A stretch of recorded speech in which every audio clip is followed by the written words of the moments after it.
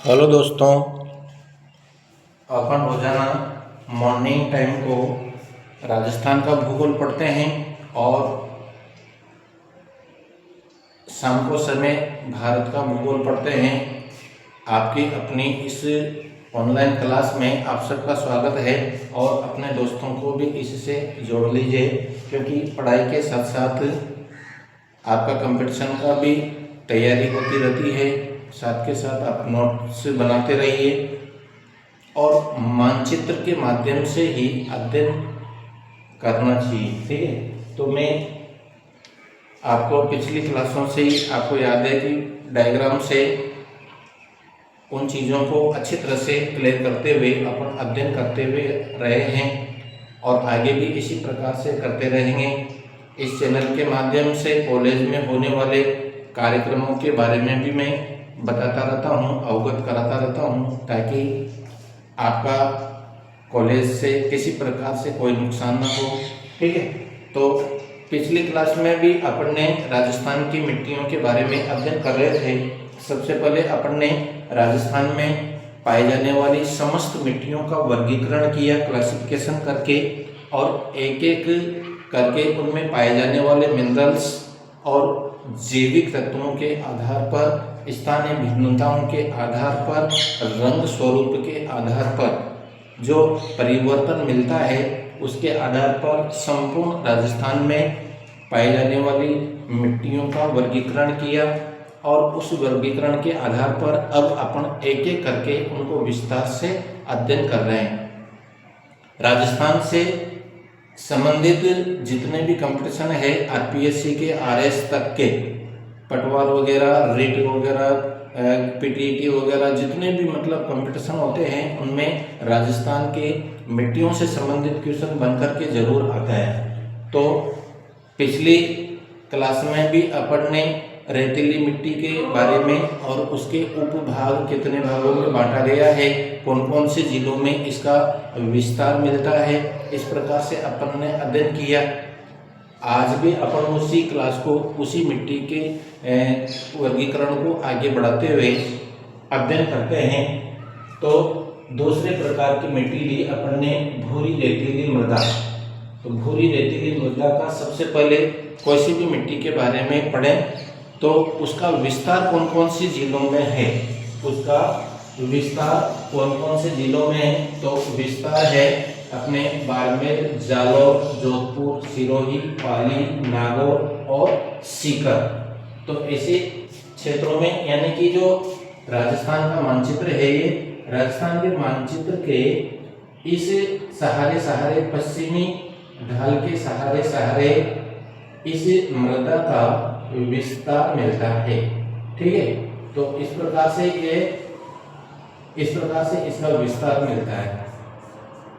इस वाले क्षेत्र में इस अरावली के पश्चिमी ढाल के सहारे सहारे इसका विस्तार मिलता है।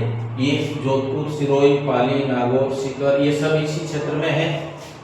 इसमें क्या विशेषता मिलती है, इसमें फॉस्फेट कणों के साथ साथ कोप मिट्टी का मिश्रण भी मिलता है। कोप मिट्टी महीन बारीक, जो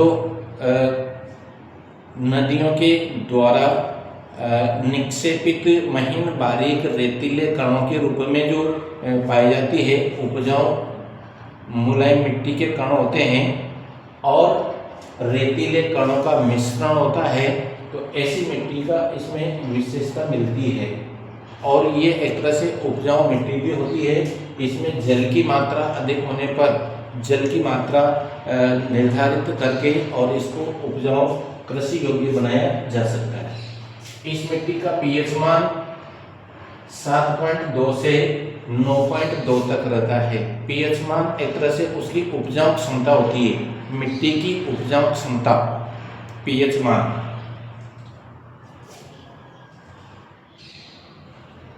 इसमें नाइट्रेट की मात्रा कम होती है।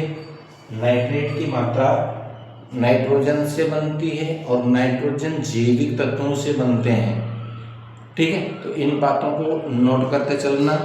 तो नाइट्रेट की मात्रा यानी जैविक तत्वों की मात्रा कम होती है जल की उपलब्धता से इसको उपजाऊ बनाया जा सकता है। नाइट्रोजन युक्त खाद डाल करके, गोबर का खाद डाल करके, जैविक खाद है और इसको उपजाऊ बनाया जा सकता है। आजकल तो उर्वरकों का प्रयोग किया जाता है जो कि एक तरह से रासायनिक तत्व है उनमें, और एक तरह से जैवों के लिए और खाद्यान्न के लिए एक तरह से नष्ट नहीं होने वाला कारक है। ये इनका ट्रांसपोर्टेशन होता रहता है और स्वास्थ्य के लिए एक तरह से हानिकारक है। प्रेजेंट टाइम को उत्पादन तो अधिक दे देते हैं, बाकी स्वास्थ्य के लिए घातक रहते हैं। इसलिए जैविक खाद का ही प्रयोग करें। जो पशुओं के मलमूत्र से बनने वाला जो खाद होता है उसके से भी नाइट्रोजन की मात्रा मिलती है मिट्टी को, और वह एक तरह से उपजाऊ क्षमता के आधार पर उत्पादन भी अच्छा देती है। ठीक है, तो इस प्रकार से ये भूरी रेतीली मृदा का विस्तार इस अरावली के सहारे पश्चिमी ढाल पर इस प्रकार से मिलता है। और तीसरे नंबर की जो मृदा है वह है लाल व पीली मृदा। लाल व पीली मृदा का विस्तार कौन कौन से जिलों में मिलता है? सवाईमाधोपुर, भीलवाड़ा, सिरोही, इन जिलों में इसका विस्तार मिलता है। यानी कि अरावली और अरावली के सहारे जो दक्षिणी भाग तक इसका जो विस्तार मिलता है वह इसी प्रकार से लाल पीली मृदा के रूप में मिलता है। अब इसकी क्या विशेषता है? इसमें जैविक अंशों की मात्रा कम होती है। जैविक अंश नाइट्रोजन की मात्रा यानी कि जो वनस्पति अंश होते हैं उनकी मात्रा कम होती है, और चट्टानी कण बिल्कुल महीन बारीक कणों के रूप में मिलते हैं। इसमें लौह तत्व की मात्रा भी अधिक पाई जाती है, इसलिए इसका रंग लाल व पीला होता है। लाल व पीले रंग की मिट्टी इसी वजह से होती है क्योंकि इसमें लौह तत्व की मात्रा अधिक होती है। ठीक है, देखो आयरस में लौह ऑक्साइड की मात्रा इसमें होती है। इस मिट्टी का पीएच मान 5.5 से 8.5 तक मिलता है। ये उपजाऊ क्षमता है। इस उपजाऊ क्षमता के आधार पर मिट्टी का गुणवत्ता की पता लगा देते हैं। तो ये वैज्ञानिक तरीके से उनकी गुणवत्ता का पता लगाने के लिए पीएच मान निकाला जाता है। इसमें कैल्शियम कार्बोनेट और लवणीय तत्वों की कमी होती है। कैल्शियम कार्बोनेट की कमी होती है, लौह तत्व की मात्रा अधिक होती है और लवणीय तत्वों की कमी होती है। इस प्रकार से इन चीज़ों को नोट करते चलना। स्थानीय परिवर्तन के कारण इस मिट्टी को, कौन सी मिट्टी को? लाल व पीली मिट्टी को 3 उपभागों में बांटा गया है। ठीक है, कौन कौन सी? रेतीली मृदा के रूप में, छिछली सतही मृदा के रूप में, गहरी, मध्यम व भारी मिट्टी के रूप में। तो रेतीली जो मृदा है इसमें रेतीली मृदा यानी कि लाल पीली रेतीली मृदा, ठीक है, लाल पीली रेतीली मृदा के रूप में कहा जा सकता है। छिछली व सतही मृदा के रूप में, तो छिछली लाल पीली सतही मृदा के रूप में। गहरी मध्यम भारी मृदा यानी कि लाल पीली गहरी मध्यम भारी मृदा। इस प्रकार से इसको 3 उपभागों में बांटा गया है। ये उपभाग किसके हैं? लाल पीली मृदा के। ये लाल पीली मृदा तो इसकी मुख्य विशेषता है, और किसके कारण है? लौह तत्व की मात्रा के कारण। ठीक है, स्फटिक की मात्रा, चट्टानी कणों की महीन कणों, चट्टानी कणों की मात्रा के कारण इसका रंग लाल व पीला हो जाता है। ठीक, तो ये तीनों उपभाग को अपन इधर से पढ़ते हैं। जैसे रेतीली मृदा यानी लाल पीली रेतीली मृदा के रूप में इसका विस्तार कितना है, कहाँ पर है? अजमेर जिले में मिलता है। इसका निर्माण रेतीले व दोमट मृदा के मिश्रण से हुआ है। इस बात को नोट कर लेना। दोमट मृदा यानी कि बिल्कुल महीन बारीक जो मिट्टी के कण होते हैं और नदियों के द्वारा निक्षेपित होते हैं, और उसमें अगर रेतीली मृदा का मिश्रण हो जाए तो उस मिट्टी को रेतीली मृदा के रूप में या लाल पीली रेतीली मृदा के रूप में जाना जाता है। और दोमट मृदा का अंश बहुत कम होता है और रेतीले कणों की मात्रा अधिक होती है, परंतु इसमें जो मिनरल्स होते हैं उसको भी एक तरह से जल की उपस्थिति में कृषि योग्य बनाया जा सकता है। ठीक है, देखो इसमें इस मृदा में 75 से 90% रेतीले कण पाए जाते हैं। रेतीले कणों की मात्रा अधिक होती है और 5 से 10% ही पीली मृदा, यानी कि ये दोमट मृदा के कण पीली मृदा के रूप में मिलते हैं। कितने? 5 या 10%। कहीं कहीं पर बालू का स्तूप भी मिलते हैं, क्योंकि रेतीले कण होते हैं तो ये पवनों के साथ में उड़ा करके, और जहाँ पर प्राकृतिक अवरोध मिलता है उसके सहारे रेतीले टीले बन जाते हैं। रेतीले टीलों के रूप में भी बन जाती है वनस्पति। अब तो खैर वनस्पति का विस्तार करने लग गए इसको रोकने के लिए, तो जो रेतीले टीले बन जाते हैं पवनों के साथ में, इसके रेतीले कण उड़ करके और जमा हो जाते हैं रेतीले कणों, रेतीले ढेर के रूप में, तो उनको बालू का स्तूप भी कहा जाता है। बालू का स्तूप रेतीले ढेर के रूप में मिल जाती है। ठीक है, तो इस प्रकार से इसे रेतीली पीली भूरी पीली लाल मिट्टी के रूप में पढ़ा पढ़ने। दूसरे नंबर की छिछली व सतही मृदा, यानी कि पीली लाल पीली छिछली सतही मृदा के रूप में है, और इसका विस्तार भीलवाड़ा और सिरोही जिले में मिलता है। सिरोही जिला ये राजस्थान के यहाँ पर है और भीलवाड़ा भी इसके पास में ही है। ठीक है, तो यहाँ पर इस प्रकार की सतही छिछली सतही लाल पीली मृदा के रूप में इसका विस्तार मिलता है। इसमें लौह तत्व की मात्रा तो मिलती है, इसके साथ साथ में मिट्टी के जो कण होते हैं, मिट्टी के जो कण होते हैं, कौन सी मिट्टी के? पीली मिट्टी के, और लौह तत्व की मात्रा अधिक हो जाती है। ठीक, तो इसलिए इसमें बालू रेत के कण इससे कम हो जाते हैं। 65 से 80% इसमें रेतीले कणों की मात्रा होती है। 65 से 85% तक इसमें बालू रेत के कण या रेतीले कणों की मात्रा होती है। और दूसरी विशेषता क्या होती है?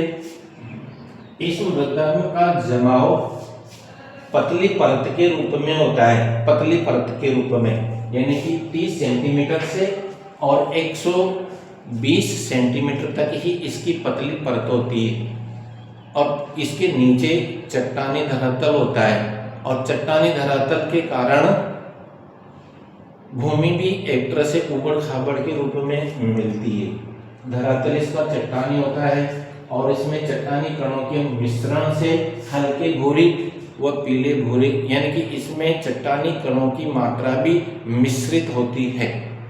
मिश्रित रूप में चट्टानी कण भी पाए जाते हैं, इसलिए इसका रंग पीला भूरा व लाल होता है, क्योंकि चट्टानी कणों में लौह तत्व स्फटिक तत्व पाए जाते हैं। ठीक है, तीसरे नंबर की जो मृदा मिलती है वह होती है गहरी मध्यम भारी मृदा। गहरी मध्यम भारी मृदा, गहरी का मतलब अधिक गहरी गहराई तक इसकी मोटी परत के रूप में ये पाई जाने वाली मृदा है। भारी मृदा का मतलब इसमें जो चट्टानी महीन कण होते हैं, इसमें महीन चट्टानी कण पाए जाने के कारण एक तरह से एक कठोर परत के रूप में पाई जाती है, और जल संचय की मात्रा कम रहती है। जल एक तरह से इसमें नीचे की ओर बड़ी मुश्किल से बैठता है, महीन बारीक कण होने के कारण कठोर बन जाती है। ठीक है, तो इसमें लौह तत्व की मात्रा होने के कारण इसका रंग लाल व पीला हो जाता है। लाल पीला रंग तो फिर होता है से जो इसकी उप शाखा है, इसकी उप शाखा है, तो इसमें देखो महीन चट्टानी कण होते हैं और मोटी परत के रूप में इस मिट्टी का जमा होता है।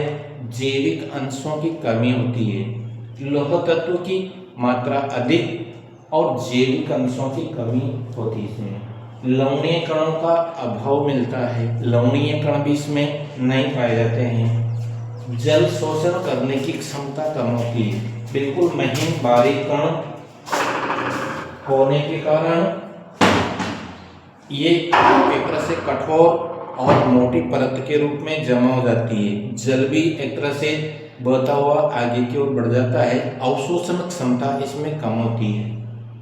लौह अंश की मात्रा के कारण इसका रंग पीला भूरा होता है और सवाईमाधोपुर जिले के अधिकांश क्षेत्रों में इस प्रकार की मिट्टी मिलती है। इसमें जो कॉप मिट्टी के जो कण है, जैसे यहाँ की जो मुख्य नदी बनास है और बनास नदी के आसपास के तटीय मैदानी क्षेत्रों में इस प्रकार के जो कण पाए जाते हैं, बिल्कुल महीन बारीक कणों के रूप में, धूल के समान बिल्कुल महीन बारीक कण के मिश्रण से इस प्रकार की मिट्टी का निर्माण होता है। ठीक है, तो इस प्रकार की जो मिट्टी है इसमें नाइट्रोजन की कमी होती है और जैविक अंशों का प्रयोग करके या नाइट्रोजन युक्त उर्वरकों का प्रयोग करके जल की मात्रा के आधार पर इसको उपजाऊ बनाया जा सकता है। इस मिट्टी का इस प्रकार के बिल्कुल महीन बारीक कण और कठोर परत के रूप में जमा हो जाने के कारण बार बार जल की आवश्यकता पड़ती है, क्योंकि इसमें जल अवशोषण क्षमता कम होती है और बार बार जल की आवश्यकता अधिक पड़ती है और जल की उपलब्धता करवा करके और इसको उपजाऊ बनाया जा सकता है। तो इस प्रकार से अपन ने मिट्टी के वर्गीकरण को अपन एक एक करके अपन अध्ययन कर रहे हैं। आप भी अपने दोस्तों को शेयर करते हुए इससे जोड़ लीजिए और इसका भी फायदा उठाते रहिए। ठीक है, तो और बोल देता हूँ मैं आपको कि इस शीतकालीन अवकाश में प्रैक्टिकल का काम और असाइनमेंट का काम आप लोग कर लेना। असाइनमेंट में जो टॉपिक दिए हुए हैं गवर्नमेंट कॉलेज बोली वालों के लिए, उन टॉपिकों के आधार पर असाइनमेंट फाइल बना लेना और मार्केट से प्रैक्टिकल फाइल खरीद करके उसका काम पूर्ण कर लेना, ताकि जनवरी के फर्स्ट वीक में चेक कर लेना, उससे ज़्यादा समय नष्ट ना हो और आने वाली परीक्षाओं में आपका समय खराब ना हो और अच्छे अध्ययन करते रहें। और अच्छे अध्ययन करने के साथ साथ में कंपटीशनों की भी तैयारी करते रहें, नोट्स बनाते रहें। बिल्कुल शॉर्ट रूप में अपनी क्लास रहती है, ज़्यादा लंबी नहीं रहती।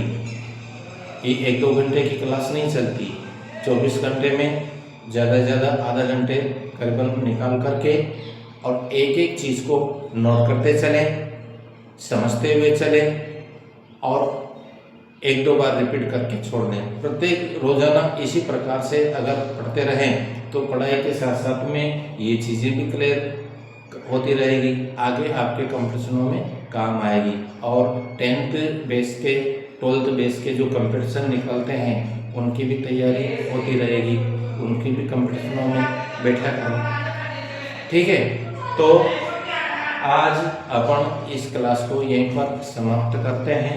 धन्यवाद।